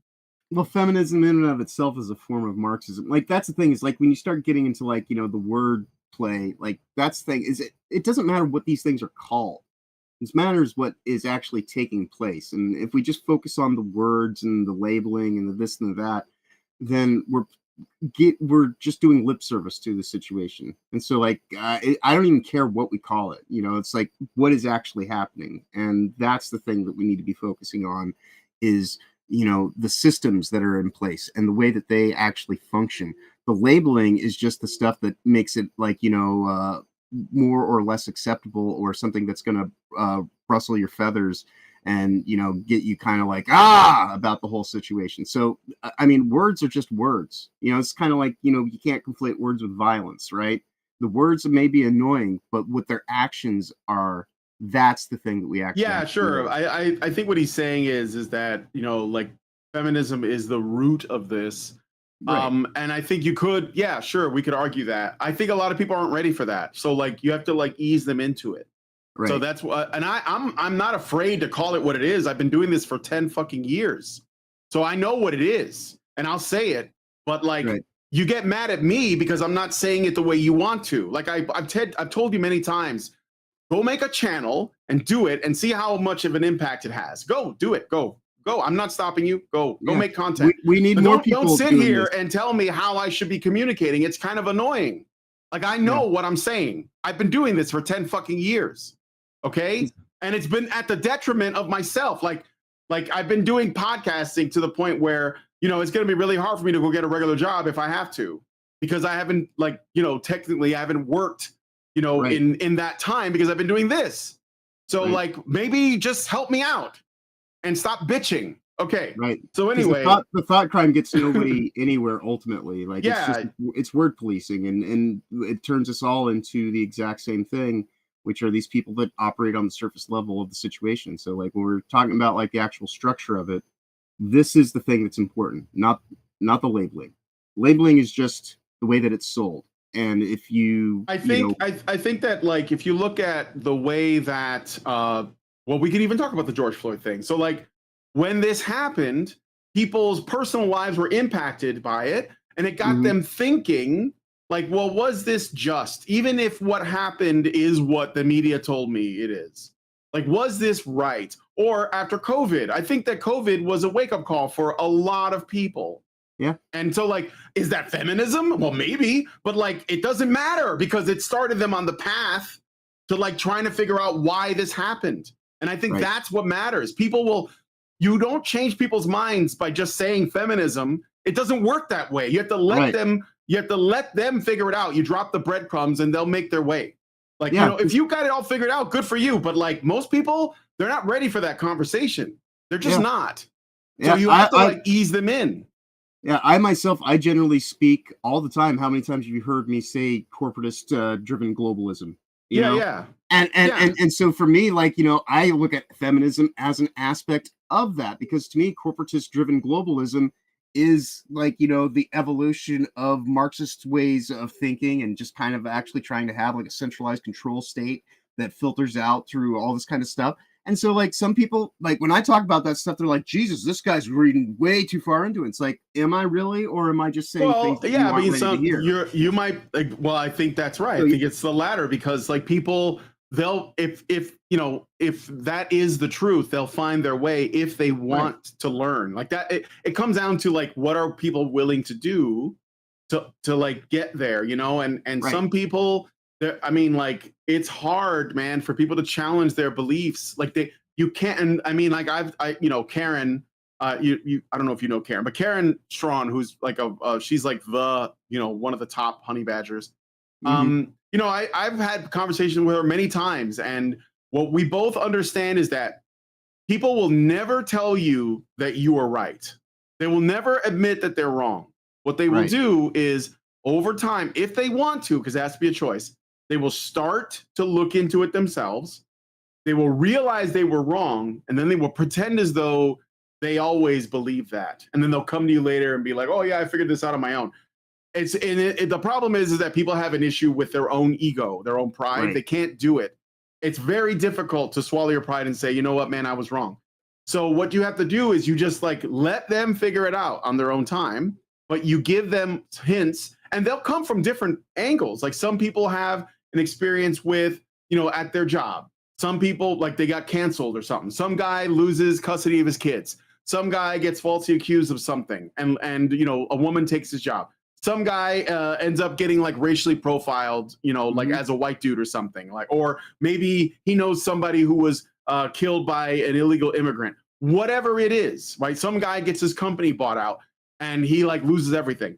Yep. And then they end up like sort of starting the path to understanding the truth from a different place, but you have to tell them, well, like they have to learn, like, here's how you got here. And over time, they will land on whatever the truth is. And I'm not even pretending to know what the truth is. It could be fucking, aliens from like the, fucking from the Alpha future. Centauri that are like sending out I don't know. Like, keeping us in a time loop. Who the fuck knows? Like, we have to stay open to the possibility that we don't have it all figured out. Right. But what we do know, we're willing to share. And then in the hopes that some people will follow those breadcrumbs and those pull on those threads, and maybe some people will show us something that we didn't consider because they're coming at it from their own life experience and they have a different angle. And I'm like, yeah, so that's what I'm all about. Right. And you also have to be humble enough to understand that even along the way to getting there, that you yourself can be incepted and indoctrinated. Like for me, like I've been talking about this stuff for like 30 some odd years. And then, I mentioned working in the doctor's office from when I was living in Washington years ago. And, and on one level, like I was gravitated to that job because it was like, oh, clean food initiatives and this and that and all that kind of stuff. But when I was there, I was getting indoctrinated by a whole office full of feminists, Sure. and so even in my best efforts, that's the thing is like this stuff can get you. So you have to keep your head on a swivel. And oddly enough, it was because of COVID Hell World that I was able to actually kind of realize, oh, these people that I surrounded myself, in and kind of thought that I was going to be able to flourish and actually like do the good thing were actually the people that ultimately, did not give a shit about me and like wanted to actually just have me be placated and comfortable. And as long as I would have used the soft language that they wanted me to use and not like, actually talk to people about legitimate accountability and things like that, I'd still have that job. I'd still, possibly have like, some, apartment that overlooks Lake Washington, like in this really fucking fancy fucking neighborhood and all this kind of stuff. Yeah. And I would be comfortable. Right. And so like, that's the thing is it's not about like, ignorance is bliss. Like knowing this stuff does make your life harder, but yeah, I'm happier because I do know this stuff. I'd rather live in truth and have my life be a bit harder than continue to live in delusion and and that's where I'm at with the whole thing, where it's like they did me a favor by, basically pushing me out. When push comes to shove, they pushed me in the street and shoved needles in their arms and took COVID vaccines. And I was supposed to be the furthest thing from what this holistic naturopathic doctor's office is built around. And so when it was all said and done with, I proved that I had principles and values because I lost my livelihood over it. And, they all just showed themselves to be virtue signaling assholes who are just comfortable, like, making money in a cash only office and and having like all this kind of stuff. And it doesn't mean that I don't care about those people, but I know that there's another side to them that only goes so far. And so that's why it's important to make sure that we're actually focused on going beyond what we find comfortable. And if you find comfortable just labeling it one thing, then you might not actually make it all the way to the end of the destination, because once you slay that supposed dragon, then you're like, all right, it's all over and done with. And that's the thing that I was mentioning is like, I know there's a lot of people on YouTube right now who are all like, trying to like, sound the victory parties and, hey guys, we did it, we killed it. And like, and they're just looking at it from what's convenient for them and what's comfortable. Well, I think they really want it to be over with so they can go back home. And it's like, we're not done. Yeah. So, we're so far from it. Sorry, but you're in this for the long haul. Trust me. Anyway, okay, so I want to read this comment. A Norwegian says, speaking of helping you out, will there be a fundraiser to get you a new work computer soon? Allison yesterday just asked me to send her the specs on my current rig. I think they're looking into it. I don't know what's going to happen with that though. So, but thank you. And you know what? Like the last time I upgraded, it was only like 3 years between. This is like 6 years. So I think I did better in like making this like drag out longer before I started like thinking, oh, I need to upgrade my machine. But I don't know yet. But thank you for asking. Okay, so Bridge 2.0. I want to finish reading because there's a surprise twist at the end of this. I'm excited to get to it. So Bridge 2.0 in June 2023, Social Impact launched the Bridge 2.0 survey. In this second round, 2 years after the initial benchmarking survey, Bridge 2.0 focused on two components. First, it gathered data on workforce composition. So basically, like, what is the race of everybody that works in your company, and the sex of those people, and how many LGBTQ people do you have?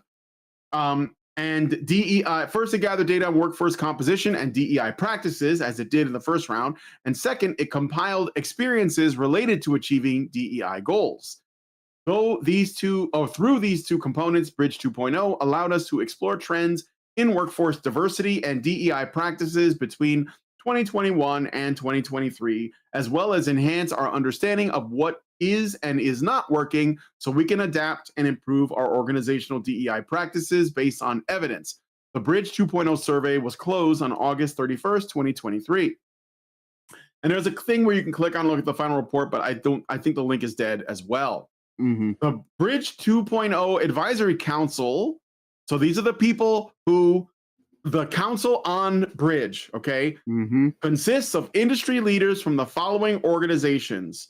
Members help to shape Bridge 2.0 by advising on and supporting survey design, survey dissemination, analysis of data, and dissemination of results. And who is on this list? So Akivoka Institute for Development Impact, DAI, Shaping a More Livable World. This is like, well, we can look these up if you guys are interested. But here's the one that stands out for me. Yeah. Look at that. USAID. Look at that. USAID. And on my other channel, Honey Badger, Badger Live Streams or Honey Badger Radio, we have done a couple of videos where we did some deep dives into USAID and all of the things that they have funded. And among them is, well, obviously this. So, and I'm sure this doesn't surprise anybody that's watching, but there it is, USAID, which is basically a CAI, PSYOP company or group or whatever. And one of the things that they also invest in is this social impact, which we talked about on my main, channel that I work at. Yep. So a Norwegian says, I'd say a minimum of 8 cores and 32 gigs of RAM for a workstation. Yeah, that would be great. I don't know if I don't know like how expensive that would be, but I think computers are more and more like affordable as time goes on. I don't know though for sure. So anyway, social impact. Is there anything in this PDF file that stood out for you, or is it like the whole thing? Well, I just wanted to send it your way because it still existed, and it was something that I was able to find and actually because the other PDFs that were listed there no longer actually have legitimate links to them. So I wanted to just kind of bring it in and say, hey, this is what it's about. But it's even understanding that USAID, because a lot of people are like, call it USAID, and it's like, no, that's what they want you to do because it's like you call the it United US States. AIDS. Yeah, right, because that's more of what it is a transmitted disease. But it's like the United States Agency of International Development, like that's the reason why, and the development that they're talking about is DEI initiative, social impact, kind of all environmental that kind of stuff. things, feminism. They're exporting like all kinds of progressive ideologies, feminism, environmentalism, sustainability. And it's disruptive. Like it's intended to be disruptive. This is going back to when I was talking to Baby and Liberty yesterday. One of the things that USAID did was it was like funding an organization called Turquoise Mountain, which essentially goes to like third world countries and teaches peasant women about degenerate art, stuff like subversive, postmodern, anti-art, essentially. Things like The Fountain, things like the Portrait of Dorian Gray, Jackson Pollock, the Rothko, this like stuff that's all about political messaging, and it's ugly on purpose. It's anti-art. And I said, and I maintain, the purpose of that is, one, it's to disenchant things. So it's to make things like less interesting. Second, it's to demoralize people. Like we as human beings, we need to let's say embed ourselves in beauty, whether it's visual or oral. It's our senses. It's sensual, right? It affects our senses. We want things that are beautiful. Like you don't want to smell dog shit. You want to smell something that smells nice, like flowers, or maybe some food, something that gives you a memory of your childhood. The smell of a baby that's laughing. When with all of our senses, we want things that are beautiful. It's what we crave, and this anti-art is against that. And ultimately, when it leads to is demoralization, pessimism, ultimately nihilism, and that's when people become like revolutionaries. It disenchants everything, and it's disruptive. And it's interesting that they're only doing this to the women of these countries. There's another thing, right? So what is that going to end up doing? Well, it's gonna take time, but it's disruptive. It's on purpose.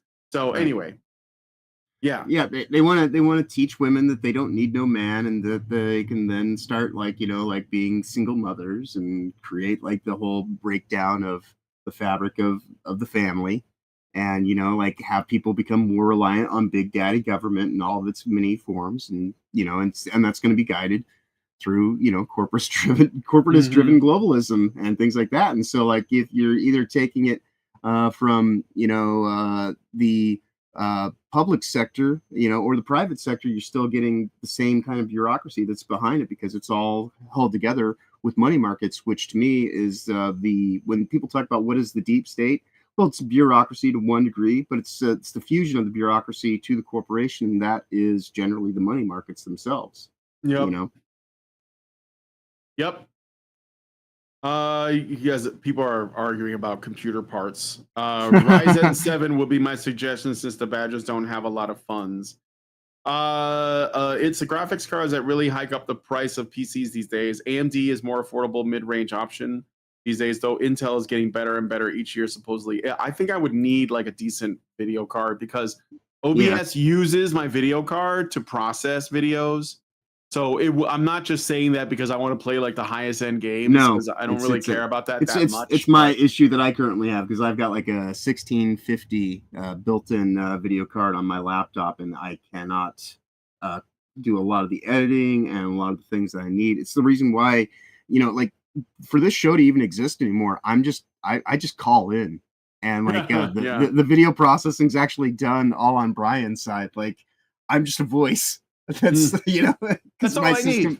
Yeah, that's all I need. That's good. I got you an animated PNG, and it works. So yeah. But that's the thing. Like you just have to be willing to like deal with your limitations. So, but yeah, because of that, to actually have something that's going to be good for the next 5-10 years would involve to have an actual legitimately decent video card. Doesn't have to be the latest and greatest, but something that's at least good for now and the future. Right. Well, now that you mention it, it is interesting that well, at least when it comes to consoles, usually a console developer tries to build a console that's going to be good for like a 10-year life cycle, right? Even though usually right around the 8th year or 7th year they start like they're making the next introducing the new thing. But do computers have the same life cycle, or is it less? Because I've had this one for about 5, and I can still run like stuff on it, but not like the newest stuff. Like I'm not going to be running like I don't know, whatever the hotness is. So I wonder, like, what's the life cycle on a PC, a gaming PC? Is it comparable to a console? I know that consoles aren't running at the highest specs, but it shifts, and the window is probably becoming smaller and smaller because they're changing the technology involved. Because like a 486 system, like 486s were the standard for like 20 some odd years, right? And now, like my Steam Deck is more powerful than the 486's top of the line systems that we were using, 20 years ago. Back in college. And so like and now like they've got like these new systems that are EUFI compliant only that they're putting out, so that which is like basically BIOS 2.0. And so it all depends on like the standard and what you're dealing with. So but if you're talking about in terms of like what the processors, the GPUs and all that kind of are capable of, anything within like 1 to 2 generation cycles from what's current state should give you roughly a good 5 to 10 year kind of life cycle, depending on how it's used and what it's used for. So there's factors. I think the main difference is that, like, okay, let's compare it to a console just for the sake of argument. So you have a PlayStation 2, and the PlayStation 2 comes out whatever year it came out, and it is on the market, and it is basically top of the line, and it stays there. Like, everyone who gets a PlayStation 2, they all get the same games. It runs the same on everyone's console, right? Like, there are no differences. And then when it gets close to the end of its 10-year life cycle, it may introduce new things. I think the PS2 was doing online gaming, like right at the end of its life cycle, and then they're bringing in the PS3. And when the PS3 hits the market, it's the same. It's like, that's the new standard. Everyone's got games on, and sometimes there's games that are like on both. Like, like you'll have like a PS2 game that released on PS3, or a game that releases on one generation that is then released on the next generation. And that, but so it happens in these giant blocks of time. You have like this big block of time, PS2, and then the PS3, but there's a little overlap, or the Xbox and the Xbox 360, whatever, right? Right. But with PCs, it's not like that. Like it's a constantly like there's more overlap. It seems like in like here's the new processor, and then like time passes a little bit of time, and here's the new video card, and then there's the new RAM, and here's the new So it's not like a giant this is everything in one, and then the next thing is everything in one. This is more like the parts of the machine are sort of like steadily coming out. And so when you're building a PC, you're looking at like what's the latest thing. So you're not. It doesn't work the same way. Although I guess there is a kind of general idea of I remember the old saying, right? Will it run Crisis? Right. And so like, or will it run Half-Life? Yeah. Yeah. Generally, when it comes to PCs, the main thing you're looking at is what does your board allow for? Because depending on like the socket set for the processor, that will really kind of determine a lot of things. Because like the bridge that they use to connect video cards is the same. I see what you did there. Yep. Right. Bridge. Yes. The bridge that they use to connect the video cards, whether it's AMD or whether it's NVIDIA, they use the same socket connection, but then they have different kinds of internal structures and things like that. And so like a lot of it just kind of, you kind of have to start from your motherboard and build around that. That is basically what it comes to when dealing with computers. But that's a nice little side tangent. We should probably get on with some of these other things. I thought no, it was okay. It was a worthwhile diversion. So anyway, so in closing, with regards to this whole DEI bridge thing, obviously it's not over. Normally they turn the lights. Basically, what's happened is we've flipped the lights on and the cockroaches have scattered. But that doesn't mean you don't have an infestation. So we have to stay vigilant. Stay frosty, be patient. Like these things aren't going to change overnight. We're trying to undo generations of programming and just stick to the plan, as they say with in Red Dead 2, I got a plan, Arthur, and just stick to that. And again, we just make sure that we don't become complacent and we continue to stay the course, Remember, they can't make you buy what you don't want. So, and I know you guys know that. All right. So we're gonna move on to some cake now, and because I want to get into some, decent news. So there's a game that is doing very well, but it's called Split Fiction, and it's done by a company called Hazel Light Studios. Now, at first glance, it looks like a woke game because it features 2 female protagonists and it's like a 2-player co-op game. Yeah. But that is misleading. It just happens to have 2 female protagonists. The developer, Hazel Light Studios, they've done a number of 2-player games. That's like a big focus, or at least their trend. They've done these sort of 2-player couch co-op games. The first one was called Two Brothers, which I never played, but I heard all of these things. I've heard good things about. I think I've played one of their games. So the first one was called Two Brothers. I don't know if you guys have ever heard of that one. I think it's called Two Brothers. Do you know what I'm talking about? I know this company. I know that this game specifically, the head designer, the characters in the game are named after his daughters. This is kind of a game that he made as kind of like he wanted to make a game that he could make for his kids. So I've made a few jokes about this game weeks back. Oh yeah, I did. I very much did. But I think that this is one of those things. Yeah, go ahead. What were we gonna say? I mean, I think this is one of those things where it's like, I was never going to be the audience that they were searching for. So like, I can understand how people with kids and things like that, they might be finding it to be more resonant and worthwhile. From where my stance was on it, where I was just kind of like, this is just more, silly silly bullshit. And so, I'm glad to hear that it is far more substantial than surface level for most people and what their interest is. And if you got kids and like this seems like a good enough kind of game that isn't like pushing a whole bunch of messaging, but it's just kind of like like the differences between like like these two characters and how they still kind of have like a common ground that they have to adhere to, even though they're in entirely different worlds, so to speak. In the way that the game's set up.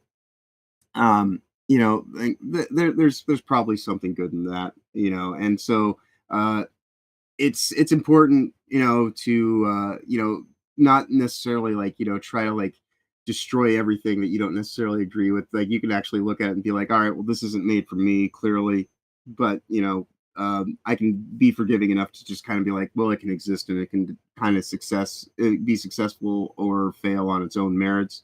And people seem to be enjoying it well enough, so good for the developers. I'm glad that they're staying consistent with their design kind of methodologies, and this is just something that's kind of like existing more based on the artistic integrity of the developer himself and the people that surround him to bring that vision to life. May not necessarily be something that's going to resonate with me, but that doesn't necessarily mean that it's like the worst thing in the world.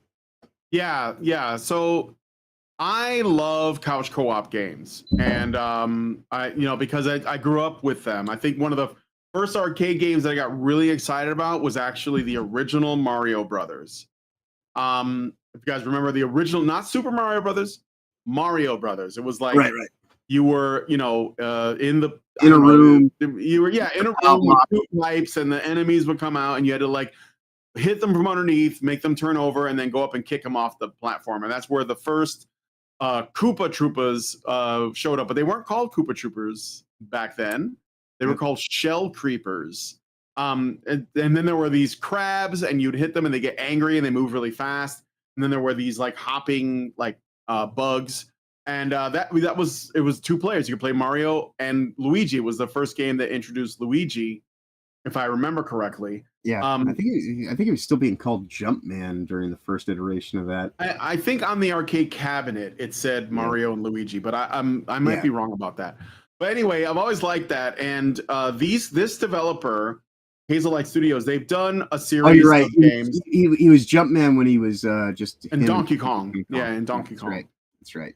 But anyway, so these guys did a game called Two Brothers. They did another game where that I guess I really want to play now, but it involved like these two guys breaking out of prison, and that was also a two-player game with two men as well. Mm-hmm. And then they did a game that the one I did play, and I played it with Lindsay. My wife and I played it together. They were giving it away for free during COVID because everybody was locked down, and Sony, I think, I don't know if it was Sony or this developer, but they made the game available for free. It was that one and like Horizon Zero Dawn, and there was a couple of other ones. The Witness, which is like a puzzle game, and Subnautica. But Lindsay and I got hooked on It Takes Two, and it was basically about a married couple that are, their daughter, they're like, considering getting a divorce. And their daughter makes a wish, and they end up little toys, and they run around in the house. It was a lot of fun. It was very well done, and you have to work together. And it was just these guys are really solid at doing co-op games, and it really makes me want to play Two Brothers as well as the Escape game. So this one is, I think that it's probably their strongest one yet. Split Fiction has done very well. And we'll look at the numbers, but right here it's like 200,000, and I think this is still considered a AA studio. They're not massive, but they're doing really good numbers. And there was an initial knee-jerk reaction, but that because it had two women in it, there was an assumption that it was woke or feminist or whatever. But the Swedish film director, not film, but the guy who created the game, Joseph Fares, I believe. Mm-hmm. He basically came out and said, no, that is not what's happening. He got a little bit irritated because somebody like on a live stream or whatever, he was answering questions and they're like, oh no, it's another woke BS game. But he corrected him on it. But I will say this though, I think that there's two sides to this thing, because this is what I wanted to touch on. On the one hand, I think that it's fair that gamers are suspicious when they see games that feature female characters. It's not their fault, because especially with all the purples and pinks. Yeah, with the bisexual Mhm. color scheme and just the way, when you see it, there's gonna be like I think that it gets to the point where people are like, fuck, it's another one of these, right?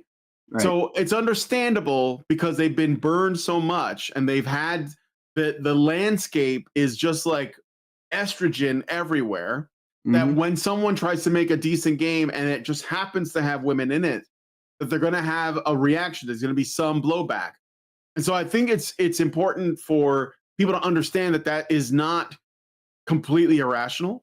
But on the other hand, it's also bears, like, to people who are watching, to not jump the gun because you see a woman in the game, because it doesn't mean anything just yet. It's not the Right. only thing you're looking out for, right? Like, just because there are women or minorities in a game, it's not enough. You should be looking a little bit deeper to see if there's like, what else is going on? What is the theme? Like, is it like that Bloom and Rage game, which is obviously like about queer romance or whatever, and nobody bought it, right? So, Right. and I think games like this deserve to do well. Yeah, the game was called A Way Out, by the way. Brothers: A Tale of Two Sons, A Way Out, and It Takes Two. All, from what I know, all great games. It Takes Two for sure. I played it myself. A lot of fun. Corny as shit. I will say, corny as shit, but it's okay. I found it kind of endearing. I appreciated the earnestness of the game's narrative. And it was simple, and it was actually about a heterosexual couple that has a kid and they're trying to stay together. Like, that's ultimately where they land by the end, is that they want to stay together, and they find that they love each other still and they want to make it work. That's unheard of, like, completely in today's climate. Okay. So on the one hand, like I said, Split Fiction looks like it's good. It definitely stepped up the graphics. This is like where he sees another feminism propaganda soaked game, Walk On.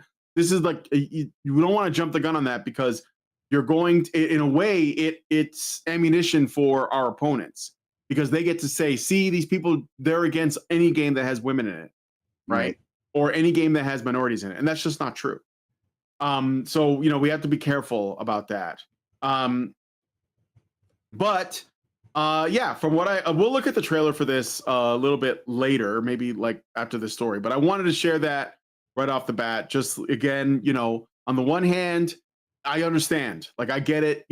I find everything suspicious. I get it. It's all sus.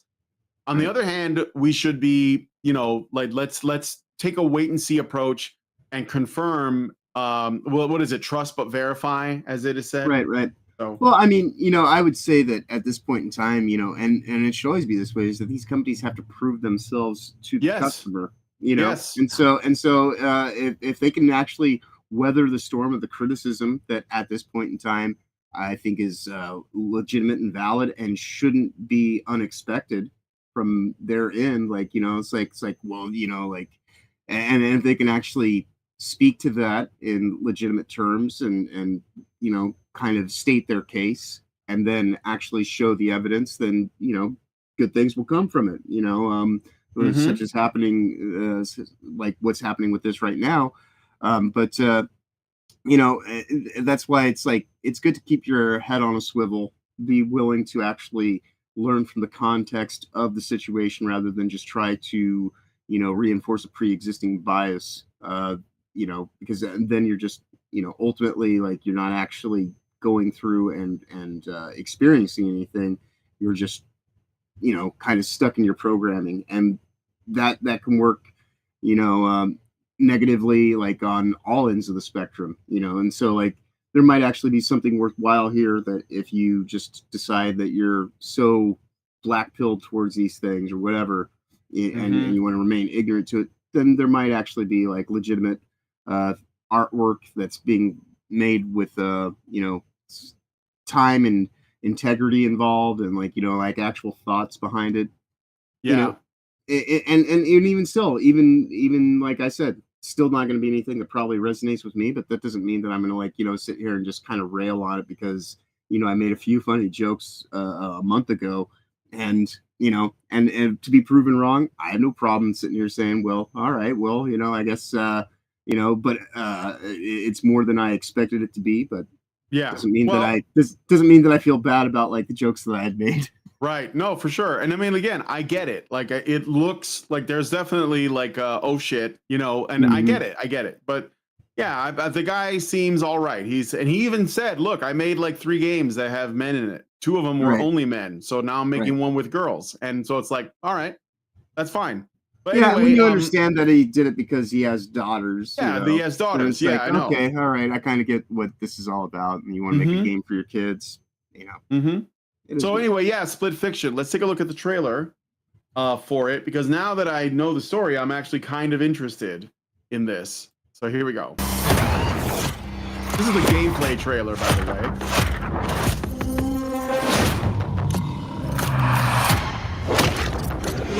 We sure cause a lot of explosions.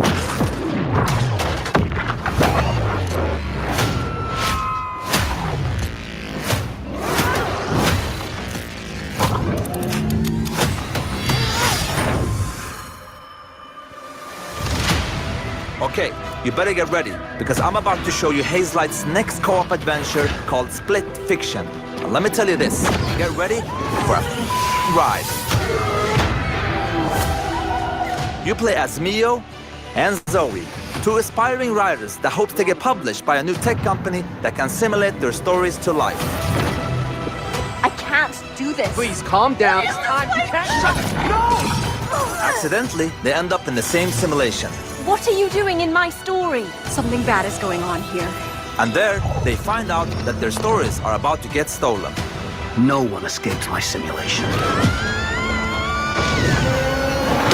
And in order to save them, they have to escape back to reality through the very worlds that they created. Hands above your heads. But the thing is, they're strangers, and Mio writes sci-fi, while Zoe writes fantasy. So you will, for every level in the game, jump between a sci-fi world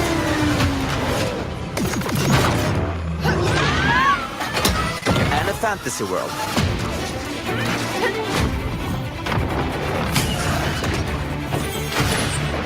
We at Hazelight love variation, and you'll have a unique mechanic for every level. Let me give you some examples. In this level, you start out... Okay, I'm not going to watch the whole thing. But this is the gameplay trailer. So it actually very reminiscent of It Takes Two, where there's different environments. But they took this a little bit further by having it essentially be 2 different settings, one science fiction, one fantasy. And I assume that by the end, they probably blend together. So that's, I mean, I don't know if you have any thoughts on that, or if you've already seen this or whatever. No, like I said, it's still one of those things where it's like, I can understand how some people might gravitate towards it. It's not like really not your cup of tea. Yeah. But it's, but it can exist. It can do its thing. I mean, looks, I suppose, decent enough for that kind of co-op play. Yeah. Not really, sure. Like it doesn't really trip my triggers, even still at this point in time, but I'm glad people are enjoying it. Yeah, there you go. Tib.fulv. says, I'm sorry, I'm just reading. I don't know I hope I pronounced that right.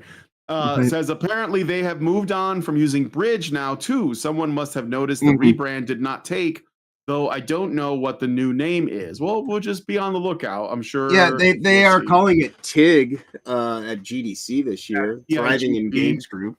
Yeah, TIGG. Yeah, so like, and that's the thing, is they're going to constantly have different names for it, and that's why I was mentioning earlier that don't get caught up in the words. The words are just ways to kind of like give you a signpost, and if you sit here and say, oh well, we destroyed the thing because they aren't using that word anymore, this isn't about words, it's about actions, and so don't conflate like words with violence. Don't consider the label to actually be the thing.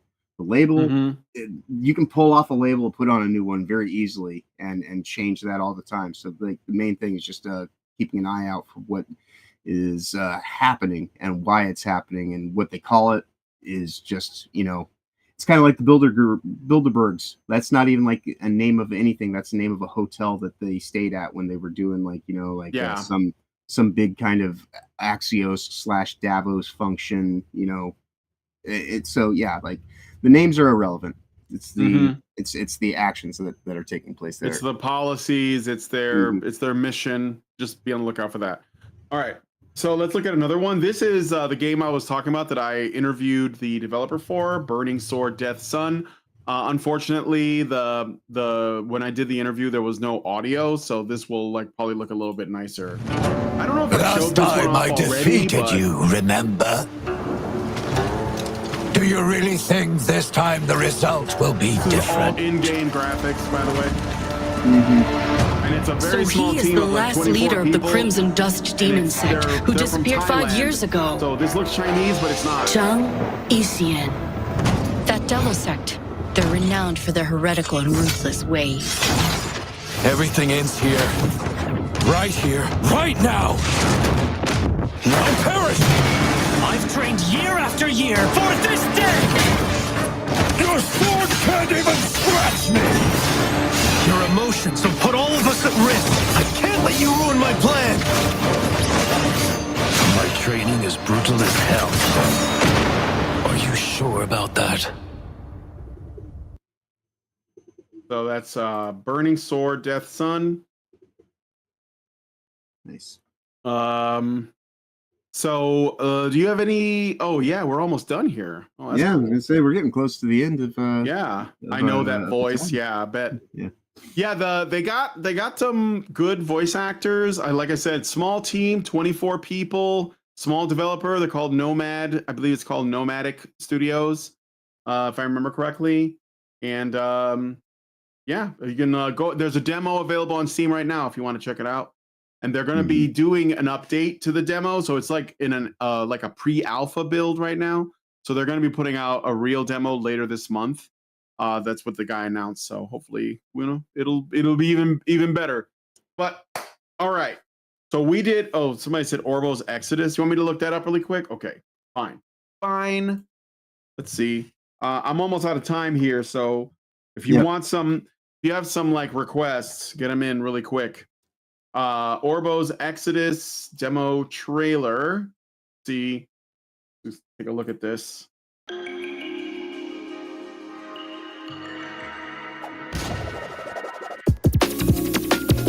What?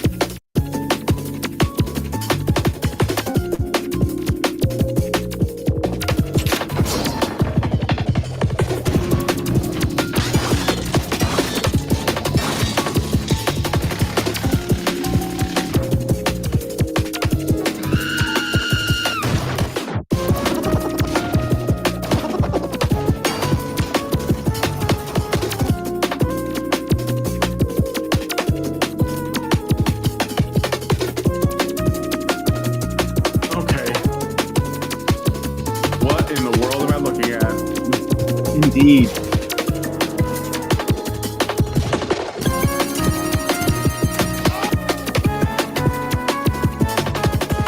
Certainly unique. Yeah.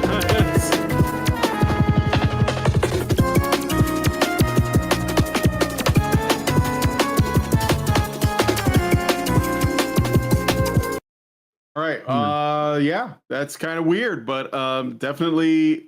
Yeah, a meme game. I was gonna say the Killing Antidote has been making the rounds. So check it out. I downloaded the demo for that already, and I played a little bit of it. The Killing Antidote is basically like Resident Evil, but sexier. That's what I'll say. That it's definitely made to be modded. But look, guys, I'm actually out of time. It's a fast as fuck boy collectathon platformer. Yeah, that's what it looks like. It looks like the kind of video. The kind of game where you would just have gameplay playing and then you just like talk about completely different shit over the top of it. And that would just be like the background. That's what it looks like to me, you know? Right.